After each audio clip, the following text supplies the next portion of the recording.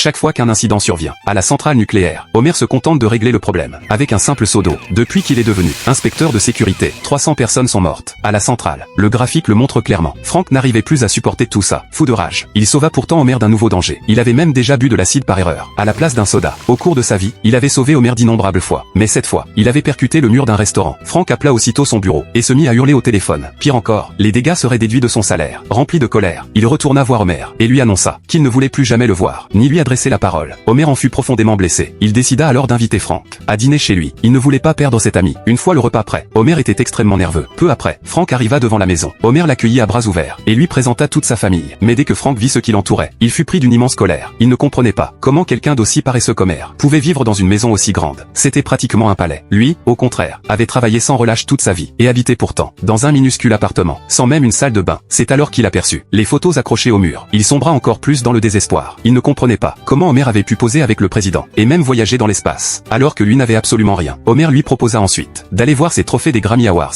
Cette fois, Frank craqua complètement. Depuis son enfance, il avait été abandonné par ses parents. Encore enfant, il devait transporter des marchandises, simplement pour survivre. Après des années de souffrance, sa vie avait enfin commencé à s'améliorer. Mais à 18 ans, l'explosion d'un silo avait bouleversé son destin. Il passa de longs mois à l'hôpital. Durant son hospitalisation, il étudia avec acharnement, et obtint un diplôme en physique nucléaire. Il réussit ensuite à entrer dans cette centrale. Et pourtant, au final, il n'avait toujours rien. Comparé à Homer, la différence était immense. Homer passait ses journées à ne rien faire, et malgré cela, il avait tout. Une épouse formidable, des enfants adorables, une grande maison, et une vie remplie d'aventures extraordinaires. Sur ces mots, il quitta la maison d'Homer en courant.